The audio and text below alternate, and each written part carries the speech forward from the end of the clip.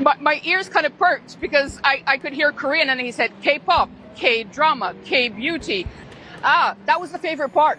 For me, at least, in the speech, because I think what stands out for me most is the dizzying speed by which all of this is happening. The fact that only a few hours ago he was confirmed as the winner, and then he was officially assuming powers as the president. And he walked in and he made that speech, and it just speaks of how urgent the situation is, the political situation is. It was quite a wide-ranging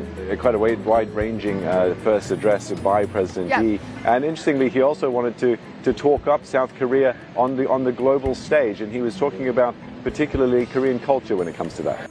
K-팝부터 K-드라마, K-뷰티의 K-푸드까지 한국 문화가 세계를 사로잡고 있습니다.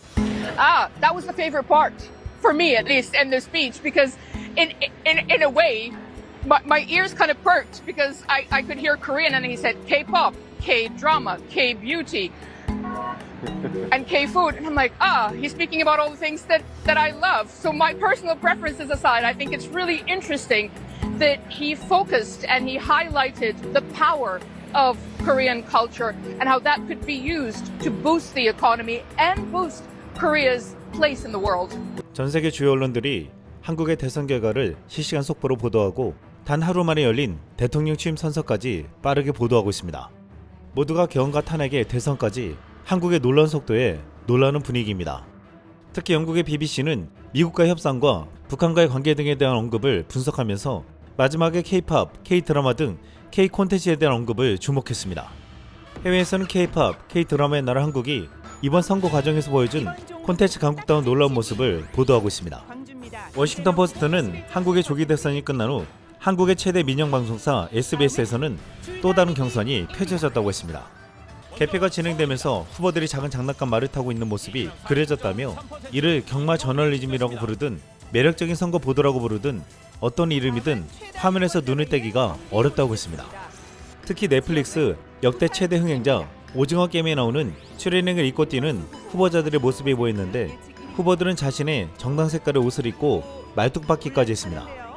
이를 보고 놀란 한 그리스 네티즌은 정말 좋아요. 그리스에도 이런 방송이 있었으면 좋겠어요 라고 말했습니다.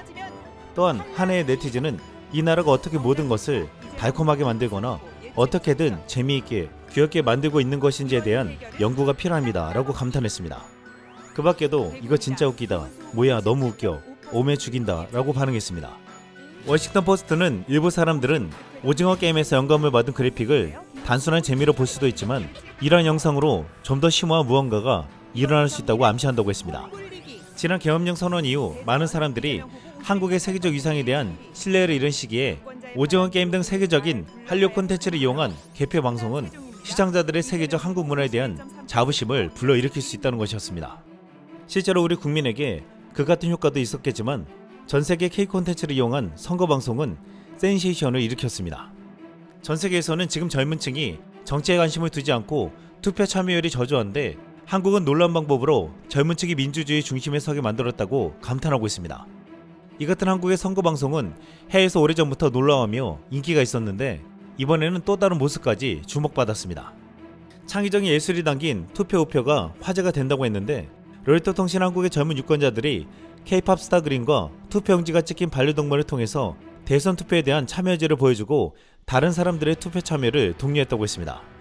이를 본 한 해의 네티즌은 창의성과 시민의 의무가 여기에서 어떻게 만나는지 참 멋지네요. 시장 동향에 대한 당신의 통찰력은 문화가 행동에 어떻게 영향을 미치는지 잘 보여주는데 이번 사례가 딱 맞는 것 같습니다. 예술의 행동에 영감을 주는 것은 언제나 강력한 힘을 발휘합니다 라고 말했습니다. 또한 이번 대통령 선거를 맞아 대전의 유명 제과점 성심당이 선거빵을 선보여 주목받았습니다. 선거빵에는 기표 도장 모양이나 63이라는 숫자가 각각 새겨져 있었습니다. 빵에다가 이런 모양을 새겨 선거 참여를 독려하는 것도 한국적인 창의력이었습니다. 2018년 63 지방선거 때부터 시작된 이 협업은 이번 선거까지 총 6번째인데 한국은 선거빵까지 만들어서 투표율을 높인다고 했습니다.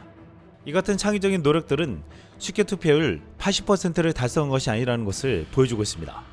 전세계 주요 언론들은 한국의 대선 결과를 속보로 일제히 보도하고 이후 빠르게 치러진 대통령 취임 선서까지 보도했습니다. 특히 이날 한국의 신임 대통령의 말 한마디 한마디에 주목했습니다. 영국 BBC는 취임식 현장을 찾아갔습니다. Now we're going to turn to South Korea because Lee Jae-myung has been sworn in as South Korea's president, having won a clear victory in Tuesday's election. During a scaled-down ceremony in Seoul, he promised to revive the economy, reunite the country and restore democracy. So let's cross over to Seoul because my colleague Steve Lai joins us live. Steve, good to see you. Over to you. Yeah, thanks very much, Kesha. Yeah, the reason for that scaled-down ceremony that you were talking about was because it came about because of a snap election, an unplanned election that happened because of the removal of the former President Yoon Suk-yeol from office over his attempts to declare martial law back in December. So usually there'd be a 60-day transition period, but there's no such fortune for the President Lee Jae-myung. He's started office today. What do you see as his top priorities? Well, absolutely. If you think about all this, dynamic, very volatile international situation, definitely the relationship with Washington, I think this is going to be prioritized more than any other thing. Even though our relationship with the U.S., of course, the alliance is robust. As if I borrow the White House's description, again, the ironclad, nobody will be wondering about that. But however, still we have many important hot issues, such as, again, the tariff issue, especially on the steel kind of, key products of the South Korean economy. So, he immediately need to negotiate with this tough, again, the President Trump. So I think everybody is watching how, again, Mr. Lee, again, the President Lee, can be handling with all this difficult situation. 외신에서는 한국의 신임 대통령이 미국과의 관계를 유지하면서도 중국과 러시아 등과 실리를 추구하는 균형 외교를 펼치며 북한과의 대화에도 나설 것이라고 분석했습니다. 그럼에도 트럼프의 관세 정책에 맞서 해결해야 하는 어려운 책무를 맡았다며 쉽지 않을 것이라고 우려하기도 했습니다. 그런데 인도의 한 매체는 취임식 발언을 주목하며 트럼프의 만만치 않은 대응을 할 것이라고 했습니다. 인도 매체 타임스 오브 인디아는 대통령 첫 연설을 보도하며 트럼프 관세 정책을 비난했다고 했습니다. 이재명 신임 대통령은 트럼프를 향한 첫 발언에서 맹렬한 비난을 쏟아냈다며 그는 보호무역주의가 국가 생존에 위협이 된다고 경고했다고 했습니다. 한국의 대통령 선거가 끝나자마자 프랑스 공영방송은 여러 명의 전문가들을 모아 한국의 외교 정책에 대해서 분석했습니다. 여기서 한 전문가는 한국의 새로운 정권이 트럼프의 만만치 않은 힘을 발휘할 것이라고 했습니다.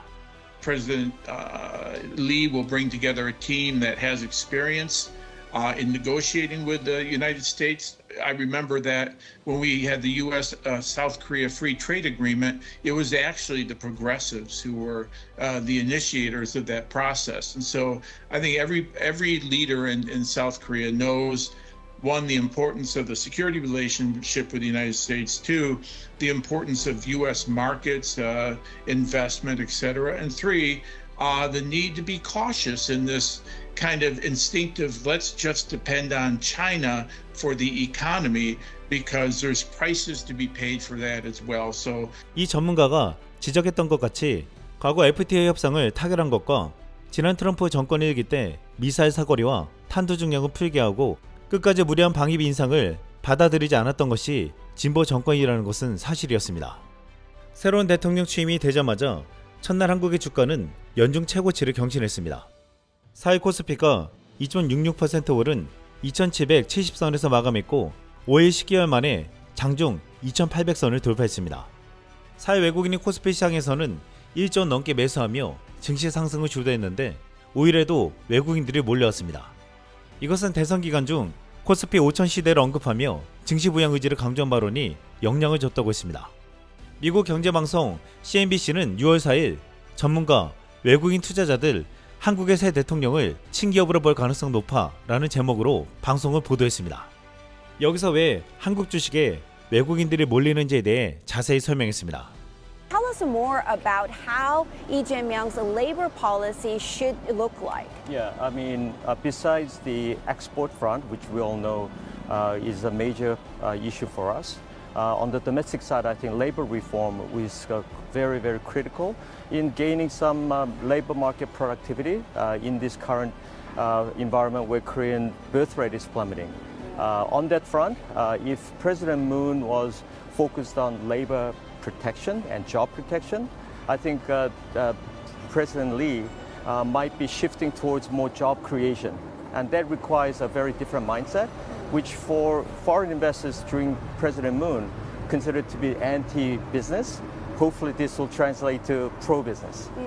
And I think for the local markets, there was a lot of optimism because of the corporate value up program, the reform initiative that was actually introduced in earnest by the previous administration.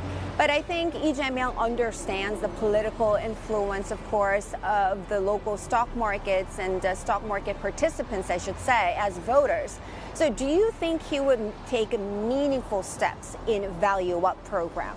I think he'll be supportive because ultimately it's a local stock market now. Korean public has a greater stake in that by having greater ownership.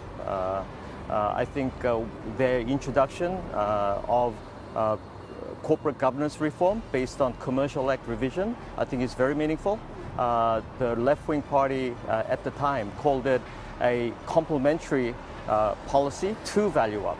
So rather than sort of compromising or undermining it, they seem to be looking to try to support it with a greater foundation on fiduciary duty of directors for minority shareholders. 전 세계 네티즌들은 이번에 6개월 동안 펼쳐진 한국의 놀라운 사건과 이를 해결해 나가는 과정을 보고 마치 K-드라마 같다고 말하고 있습니다. 하나의 네티즌은 이 같은 한국을 보고 이렇게 말했습니다. 한국의 민주주의는 여전히 강력해 보인다. 이상 쓸망이었습니다.